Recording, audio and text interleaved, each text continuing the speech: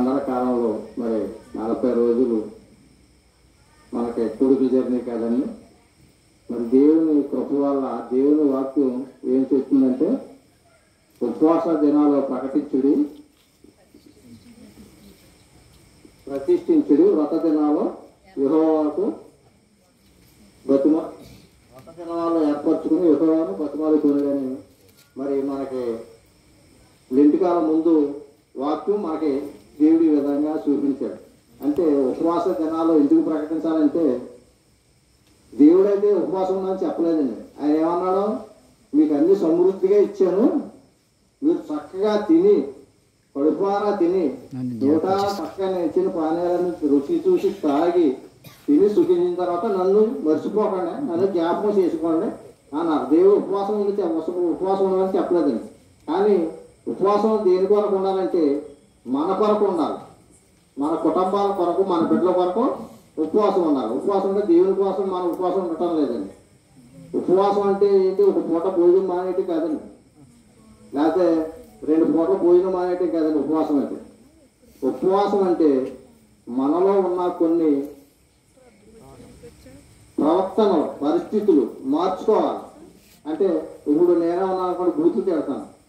ఉపవాసం అంటే ఏంటి, ఇక్కడి నుంచి బూతులు తిట్టకూడదు అని మానేయాలి. కొంతమంది ఉంటారండి, కొన్ని మనుషులతో మాట్లాడుతూనే ఉంటారు, మనుషులు ఏ విధంగా పడేయాలని ఆలోచన చేస్తూ ఉంటారు. అలాంటి కుయుక్తితనం మానేయాలి. అలా చెడ్డ పనులు మానేయటమే, చెడ్డ పనులు మానేసి మంచిగా మారటమే దేవుడు కోరుకునే ఉపవాసం అన్నమాట. కాబట్టి ఆ 40 రోజుల్లో 40 రోజులనే శ్రమ, అది లెంటికాలం మొదలుపెట్టిన కానీ మంచి శుక్రవారం వరకు కూడా నేను రోజుకు ఒక పూట, మరి ఎన్ని రోజులు అయిందో తెలియదు కానీ ప్రతిరోజు కూడా ఉన్నాను. అంటే ఆదివారం అనే లేదు, ఏమి కాదు, మొత్తం రోజులు ఉన్నాను. దాని నిమిత్తం నేనేమనుకున్నానంటే, సర్లే ప్రభు నేను ఎప్పుడు కూడా అలాగా ఉపవాసం ఉండలేదండి.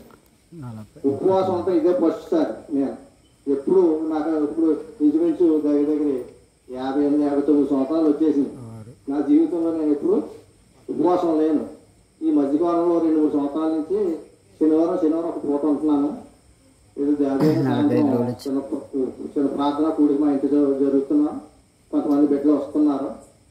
దాని మూలంగా నేను ఒక పూట ఉపవాసం ఉంటాం. ఇంకా 2 సంవత్సరాల నుంచి జరుగుతుంది. అంతకుముందు నేను ఎప్పుడు కూడా 40 రోజులు ఉపవాసం ఉంటాం అన్నది నా జీవితంలో ఎప్పుడు కూడా జరగలేదండి. దేవుని కృప వల్ల ఎందుకు ఈ సంవత్సరం దేవుడు నాకు ఆ యొక్క అదృష్టాన్ని నాకు ఇచ్చాడు. కాబట్టి ఈ లెంటికాలం అయిపోయిన తర్వాత మరలా యేసుక్రీస్తు వారు మరి పునరుద్ధానులే తిరిగి లేచి మన ఈ లోకంలో ఎన్ని రోజులు సంచరించారండి ఆయన? 40 రోజులు ఈ భూమి మీద సంచరించారు. అందరికీ కనపడ్డారు, అందరితో మాట్లాడారు. వెళ్ళిపోతూ ఆయన శిష్యుల్ని పిలిచి, ఇప్పుడు చదువుకున్న వాక్యం ఏంటంటే అదే కదా, ఆ కొండ మీదకి వెళ్ళి ఆయన రూపాంతరం ఆరోహణం అయిపోయాడు. అందుకని నేనేంటంటే దేవుడు నాకు ఇచ్చిన ఈ ఆధిక్యాన్ని బట్టి ఈ 40 రోజులు ఉపవాసం ఉన్న దానికి కృతజ్ఞతగా ఈ కూడికి పెట్టుకుని, ఏదో కొంచెం పెద్దవారికి ఒక 40-50 మంది లోపు భోజనాలు పెట్టుకోవాలనుకున్నాను. దేవుడు ఈ సమయాన్ని నేను ఎంతకాలం అయిపోయిన తర్వాత పెట్టుకోవాలనుకున్నాను, కానీ ఎంత అయినా పెట్టుకోలేకపోయాను.